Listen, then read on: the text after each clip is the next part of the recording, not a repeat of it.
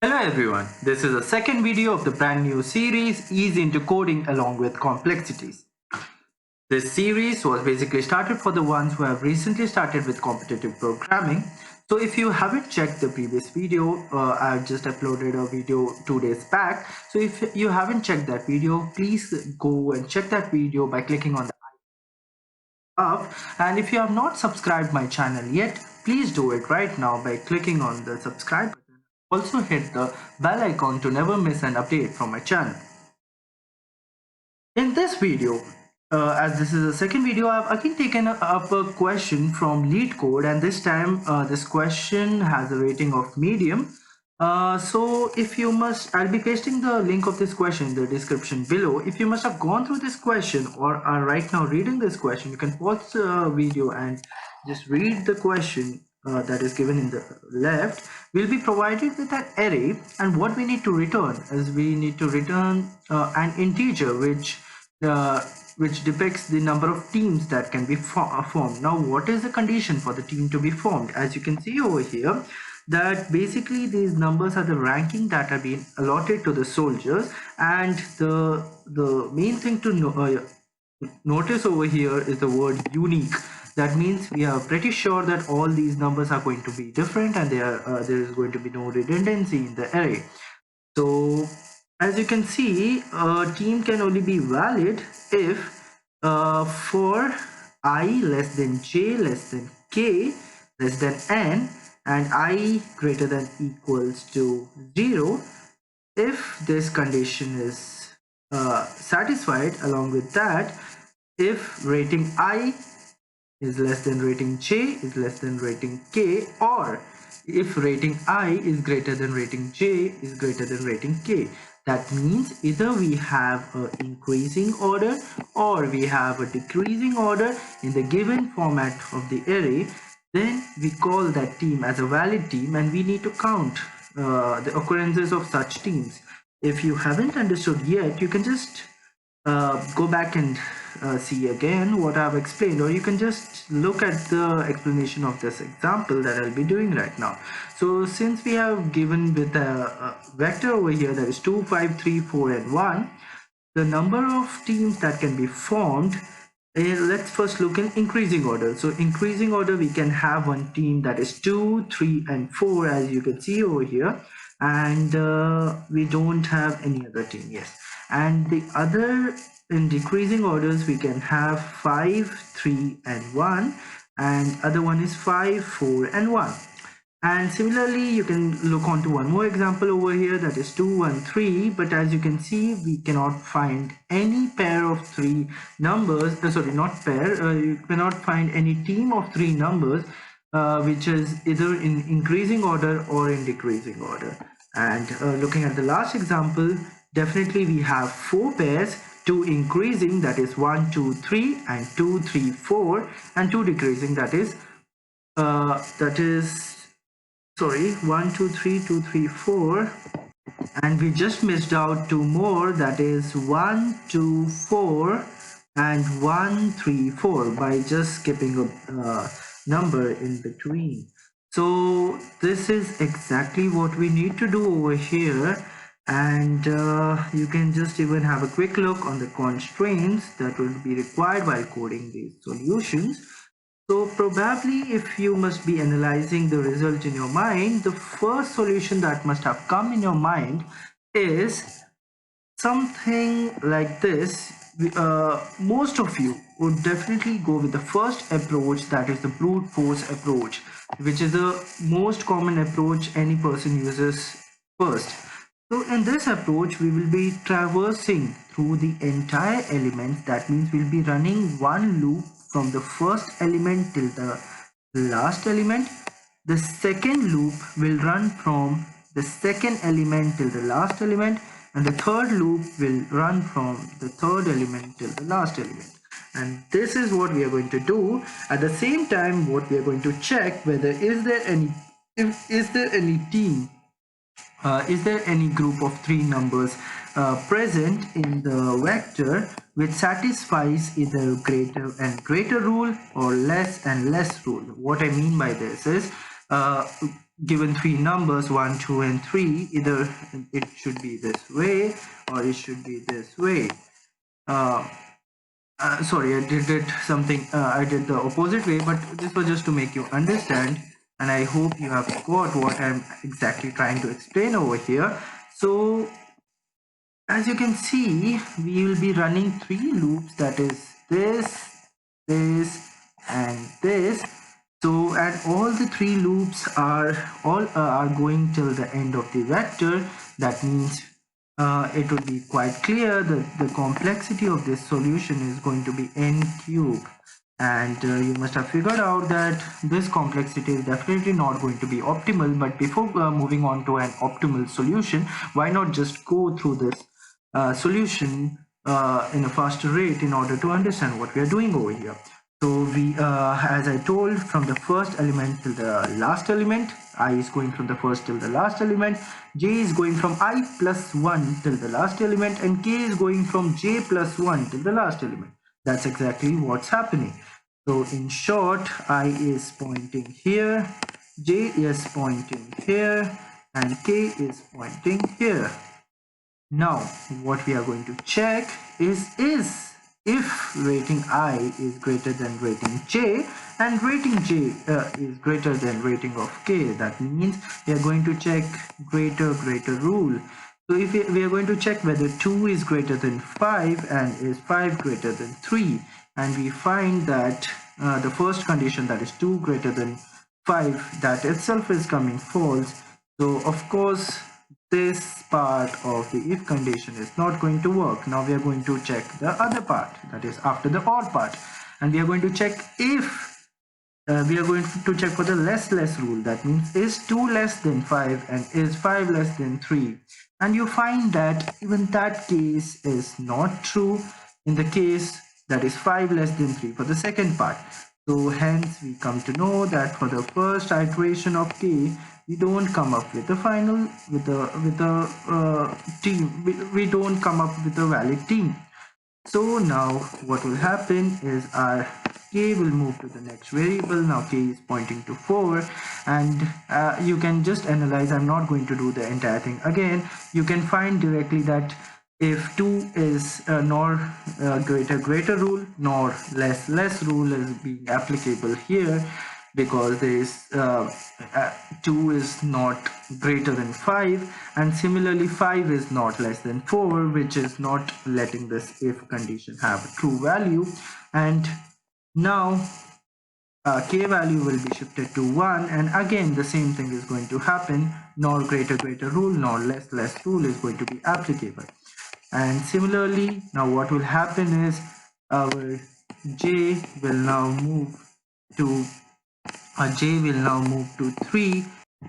Now that our j is pointing at 3, our k will be pointing at 4, and now we'll come with a group that is 2, 3 and 4, and as you can see, this will definitely follow the greater rule, or in short the increasing order rule, and hence our team will be incremented to 1. That means our team will hold a value of 1. Similarly, when we will encounter when our I value will be shifted to 5, we will and accordingly correspondingly J value will be at 3 and k value will be at 1. Then we will encounter one more case, that is 5, 3 and 1, which will follow the less rule or the decrement rule.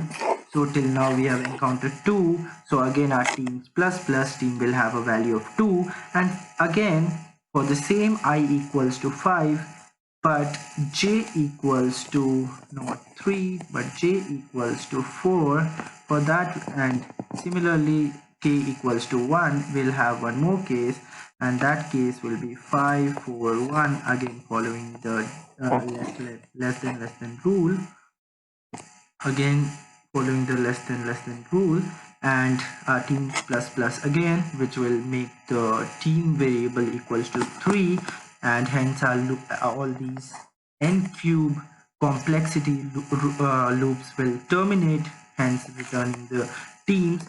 Let us do a quick check. As you can see, I have implemented the same thing over here, return the team, and I would be quickly running this code and at the same time submitting the code in order to show you, like, since we are running it with the complexity of O of n cube, what is the time that we are going to get. So as you can see over here, it's 128 milliseconds, which is quite high time for this problem to be solved, and it is faster than only 23.70% of the C++ online submissions. Hence, we need a better approach in order to make our code more optimal and with less complexity.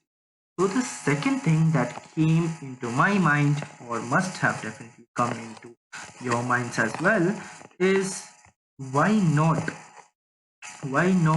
use some variables in order to store the values which is less than a value of less than a given value and greater than given value, and hence multiply them in order to get it. I hope you must have not figured out anything what I've told right now. So let me explain you in a better sense. In this, what we'll be doing is we'll be considering the middle values. I will be basically going from 5 till 4, only these elements, because what we are concerned in doing over here is targeting a given value, or say for instance 5, and what we are going to figure out is we are going to first check how many values are less than 5, and similarly how many values are greater than 5. Similarly, we are also going to check how many values are these two were on the left hand side, and also we are going to check on the right hand side how many are less and how many are greater.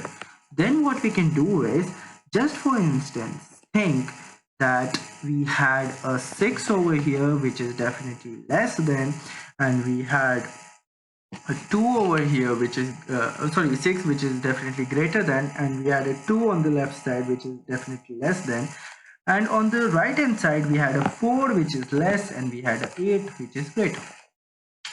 So here the number of cases with element 5, I'm not telling the total number of cases, I'm telling the number of cases with the number 5, that is we need to have that target element. So with this number 5, what are the total number of teams that are valid? That can be nothing but the number of less values which I have denoted with, on the left hand side, the less value which I have denoted with inc1, and the reason for this is what I have just considered is, if there is a team in increasing order, we would be naming that as inc1, inc2 and inc3, that is increment 1, increment 2 and increment 3. And if there is any number in decreasing order, this was increasing order, and the other one also would be that way only, but in a decreasing form, and that would be d1, d2 and d3. So this is something. So of course we are not going to focus on I2 and D2 because that is just the same element, which is a target element. So the things that we are considered with is increment 1 and increment 3, that is the less on the left hand side the lesser value, and on the right hand side the greater value, and also the decrement, that is the greater value on the left hand side and the smaller value on the right hand side. D3 will denote the smaller value on the right hand side, and this is how we are going to figure out. What we are going to just do after that is just multiply I1 and I3, and similarly D1 and D3, and that is something that we are going to add in our teams. Because just for instance, as you can see over here, via this method we would end up having 2, 5 and 8, in which our 2 will serve as I1, that is increment 1, and our 8 will say as increment 1, sorry, and 8 will serve as increment 3. And similarly for the other, that is decreasing order, that is 6, 5 and 4, in that our 6 will act as D1 and 4 will act as D3. And when we are going to multiply I1 and I3, what we'll end up having is their count will be 1 and 1 respectively, and we'll end up having 1 from here, and similarly by these two we'll have again 1, which will end up having 2. We'll be having 2 pairs along with number 5, that is one is 6, 5 and 4 in decreasing order, and other one is 2, 5 and 8 in increasing order. So this is exactly the logic behind this code, that we are going to have a target element between the center elements. We are going to consider these center elements as the target elements, and then we are going to find that how many values on the left hand side are less than and greater than, less than for increasing order and greater than for decreasing order. And similarly on the right hand side we are going to check how many values are greater than in order to get increasing, because in increasing on the right hand side definitely a value needs to be greater. And of course we are going to even find a d3, that is decreasing, which will on the right hand side be a lesser value than 5 in order to get a decreasing order, because in decreasing order any element that comes after the target element will definitely be lesser than that. This was all the big logic behind this code. So when we finally implement this code, what are we going to end up? Let's check that. So let me just clear up this area in order to have a better screen, in order to teach you, in order to explain in a better way.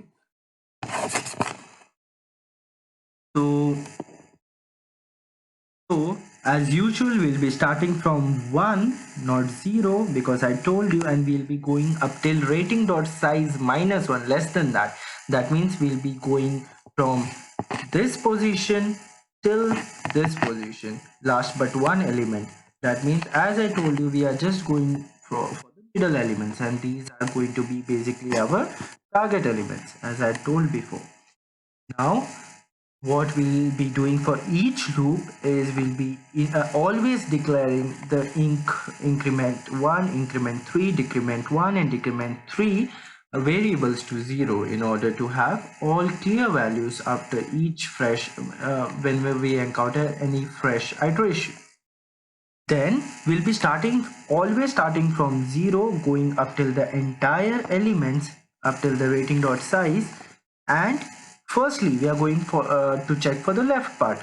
As I told you, we'll be checking for elements less than that, and you can see down we are going to check for elements greater than that. We will not be checking for the same element, because we don't want to match 5 again with 5, that is target element again with its position. That will not make sense, and that's the reason we are not going to work with indexes that are equal, and we are going only for the less than and the greater than ones. So for the left hand side ones, we are going to check if the rating I is less than rating j. That means we are starting with 0, right? So we are going to check whether this element is less than 5. That is our target element right now.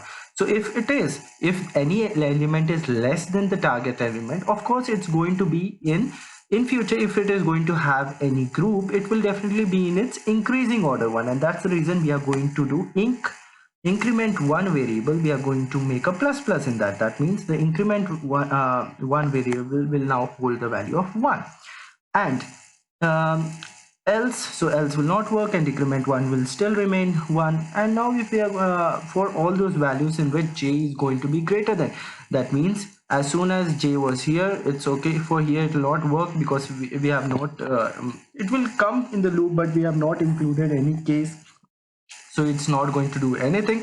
The j will directly come to 3, and when it comes to 3, j is definitely greater than I, because I is still j comes to 3 and j will hold a value of 2, and I is still holding a value of 1, because it's still pointing at 5.